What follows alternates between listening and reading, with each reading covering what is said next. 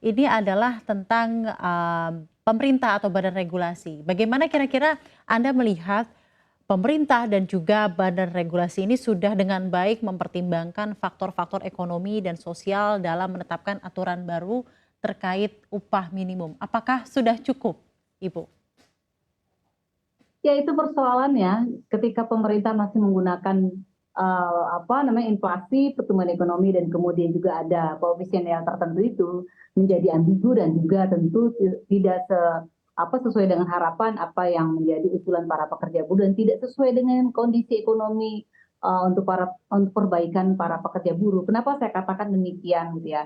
Karena kalau bicara aturan yang di PP 51 tahun 2023 yaitu formulanya pakai inflasi, pertumbuhan ekonomi, dan juga koefisien tertentu itu, maka bukan saya mendahului ini ya, tapi dipastikan itu angkanya paling rata-rata di bawah 5-7% saja untuk kenaikan UMP tahun 2024. Dan kalau itu terjadi, maka tentu sangat jauh bukan harapan pengennya pekerja buruh ingin naik tinggi ya enggak sama sekali. Tetapi untuk menutupi tadi kebutuhan pekerja buruh di satu sisi kenaikan, pasti yang namanya listrik naik tiap tahun kan. Dan kemudian sekarang saat ini kondisi harga pangan tuh tadi makin tinggi nggak terkendali, tidak akan pernah turun juga gitu ya. Baik. Kemudian nanti mungkin diprediksi pertengahan tahun akan ada kenaikan harga BBM. Artinya untuk penetapan atau regulasi yang dikeluarkan melalui PP 51 tahun 2023 belum sesuai harapan, ya Oke. belum sesuai dan belum menutupi rasa keadilan dan kelayakan bagi upah para pekerja buruh kita. Oke, Bu Mira, thank you. Pak Sarman silakan menanggapi, seperti apa Pak? Ya, jadi gini, ya saya rasa permintaan teman-teman serikat buruh untuk minta kenaikan 15% ya sah-sah saja dalam hal ini. Tapi kami berharap bahwa kita harus tetap mengacu kepada regulasi yang sudah ditetapkan oleh pemerintah. Di mana pemerintah telah menetapkan PP 51 tahun 2023 menjadi dasar kita dalam hal ini.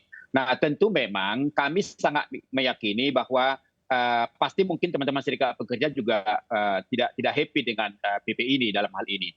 Tapi kami melihat bahwa dalam kondisi saat ini juga harus realistis juga dalam hal meminta kenaikan UMP 15%. Karena kita tahu bahwa sampai saat ini ekonomi kita juga masih dalam posisi recovery ya, dalam proses pemulihan sejak kita hampir 2,5 tahun di tengah dilanda oleh COVID. Itu pertama. Yang kedua, kita tahu dalam proses pemulihan ini kita dihadapkan juga dengan dampak perang antara Rusia dan Ukraina, dan itu juga berdampak terhadap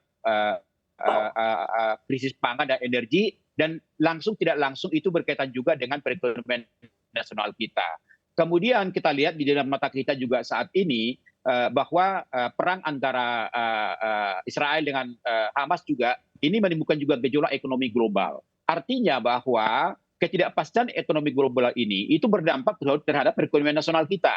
Nah, contoh misalnya sampai saat ini kita lihat industri padat karya kita itu sampai saat ini juga masih pada posisi belum bangkit. Dan yang saat ini kita lihat bahwa industri manufakturing kita juga yang berorientasi ekspor itu juga sangat terancam dalam hal ini akibat daripada kurangnya permintaan barang-barang ekspor dari dalam negeri. Jadi artinya ini sesuatu juga yang harus dilihat oleh teman-teman kita dari serikat pekerja. Kemudian satu lagi, kita lihat indikatornya, pertumbuhan ekonomi kita di kuartal ketiga ini juga sudah mengalami penurunan di 4,94%. Nah, ini ya betul. Jadi ini juga sesuatu juga yang memang harus dilihat juga oleh teman-teman kita serikat pekerja. Kami dari pengusaha Mbak tetap konsisten. Kami punya komitmen juga bagaimana supaya kesejahteraan itu harus naik dan harus UMP itu harus naik dari tahun ke tahun. Tentu.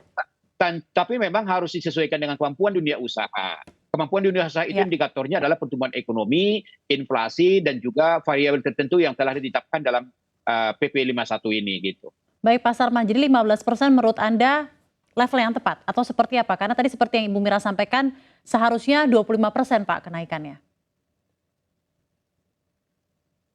Ya, jadi kita jangan hanya melihat hanya untuk meningkatkan daya beli daripada pekerja. Tapi diingat juga bagaimana dengan daya beli dunia usaha dalam hal ini. Baik. Karena begini ya, katakanlah misalnya, bahwa biaya operasional sebuah itu salah satunya adalah komponen gaji. Ya, gaji itu merupakan bagian daripada komponen biaya operasional perusahaan. Kalau kenaikan gaji itu juga terlalu tinggi, itu juga akan berdampak terhadap barang-barang produksi di pasaran dalam hal ini. Nah, kalau kenaikan harga di pasaran juga naik, tentu daya beli masyarakat juga akan semakin menurun. Jadi ekosistem ini juga harus kita pikirkan bersama gitu loh dalam hal ini. Sehingga kami berharap bahwa kalau meminta kenaikan UMP ini juga harus melihat kondisi ekonomi yang sudah ada di depan mata kita gitu. Baik, terima kasih banyak Pak sudah memberikan pandangan atau sudut pandang dari pelaku usaha. Ini menarik, berarti ada dua sudut pandang yang juga akan berusaha kita temui dan diskusikan ya. Ke Ibu Mirah, tanggapannya saja Bu, seperti yang tadi apa yang disampaikan oleh Pak Sarman. Jadi gini, saya mau koreksi ya, apa yang disampaikan oleh Pak Sarman, satu terkait dengan kondisi perang Ukraina dan Rusia. Itu nggak ada hubungannya, dan itu sudah dibantah oleh Menteri Keuangan Ibu Sri Mulyani Republik Indonesia di pada Outlook tahun 2022 akhir Desember itu. Jadi mau menjelang Outlook 2023, pernyataannya di ujung akhir tahun 2022. Itu sudah disampaikan bahwasan ekonomi sudah bagus, ekonomi kita tidak terdampak dengan perang Ukraina, apalagi tadi dikatakan bukan perang antara Israel dan Hamas, tapi perang dengan Palestina, nggak ada hubungannya juga gitu ya. Itu yang kedua. Kemudian yang ketiga, kalau bicara tentang padat karya, itu sudah ada mekanisme tersendiri gitu loh. Mekanismenya adalah gini.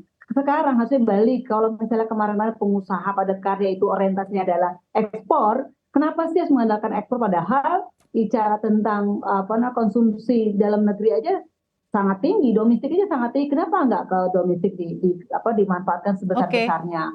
Lalu yang ketiga, kalau menurut saya gini, kalau bicara tentang dari kenaikan 15 kami 15%, justru dalam rangka untuk melindungi pelaku usaha, melindungi ekonomi negara gitu loh dibalik. Dan upah buruh itu bukan bagian daripada biaya produksi, jangan gitu ya. Kalau disampaikan itu sudah masuk ke dalam kolom biaya produksi, maka lagi-lagi itu tidak dalam tanda kutip berkeadilan. Nah, kami berharap penuh gitu ya bahwasannya apa yang kami usulkan ini pemerintah hendaknya menerapkan upah layak yang berkeadilan gitu ya. Jadi kami juga paham kok ketika ada perusahaan yang rugi terus ya. Nah, rugi ini maksud itu bukan sehari 2 hari Mbak, tapi rugi 2 tahun berturut-turut dan ada yang namanya laporan keuangan secara independen gitu. Jadi bukan rugi bisa-bisanya pengusaha, ini saya rugi gitu, nggak gitu. Tapi kalau memang perusahaan rugi, maka duduk bersamalah antara pekerja dengan si pengusaha untuk mencari win-win solution supaya usahanya tetap berjalan, pekerja yang nggak di PHK, gimana caranya? Nah, duduk bersama itu kalau situasi kondisi pengusaha yang rugi. Tapi kan ada juga pengusaha yang untung gitu ya. Nah, inilah yang harus diberikan secara upahnya.